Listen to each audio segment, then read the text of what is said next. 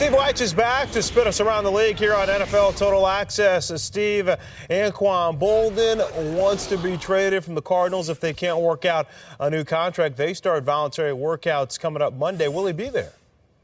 Well, I mean, that's going to be very interesting. I was with Anquan Boldin earlier this week at his brother DJ Boldin's pro day at Wake Forest, and he made it sound like he might not be there right away. He's working out at a facility in Fort Lauderdale with a lot of other NFL players, including New York Jets running back Thomas Jones, who hasn't been at voluntary workouts with the Jets so far. So maybe that's their workout regimen. Look, both of these guys are workout type guys. They stay in shape. So I don't think their teams are necessarily worrying about the type of condition they'll be in, but it will be interesting. Also, it might be interesting to see if Edgerrin James, the running back, is there. We know Edgerrin, he wants to leave Arizona. He wants his way out. So if he's not there, that may send a sign too.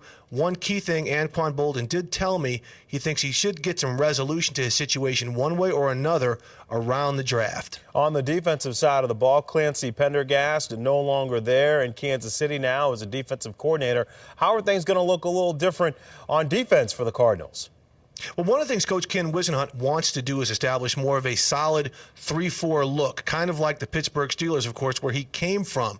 The one thing that's interesting about that, and talking with Ken Whisenhunt, is it won't be a 100% solid 3-4 look. I spoke to him on Thursday, and I asked him how Darnell Dockett, the dynamic defensive tackle, would be affected in a 3-4 front because he's 285 pounds, which is too small for a 3-4 nose tackle, but it's about the right size for a defensive end. But then if you put him at end, his playmaking ability will get diminished in a 3-4 set.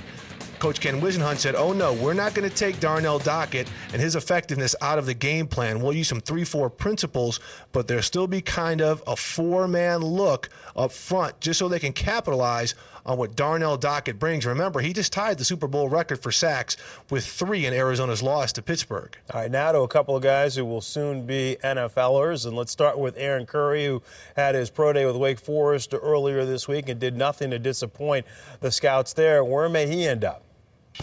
Well, it's very interesting. You're hearing he may go first overall to Detroit and that the Rams are in love with him. But I tell you, if he gets to number 3, Kansas City might not pass him up.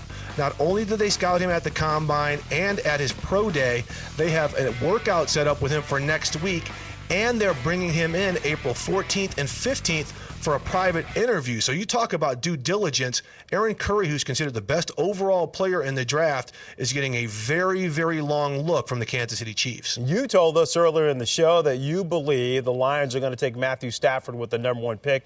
They're going to work him out next week. But if they don't, where might he fall?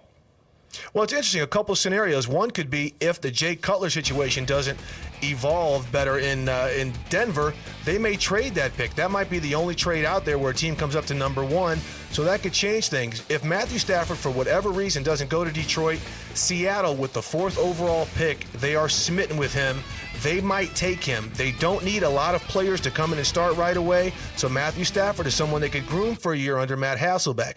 He might not get past Jacksonville at number 8 or San Francisco at number 10. Those two teams, they have unstable quarterback situations. Even in Jacksonville with David Garrard, they want him to prove himself because he did not have a good year in 2008, and if he doesn't prove himself, they want to have somebody ready to take the reins in 2010. Lions may want to trade that pick, but they might find a hard time finding some takers. That will be tough. All right, that'll be tough to get the #1 pick. All right, Steve, have a great weekend. Steve Wyche, spin us too, around Fran. the league on NFL Total Access.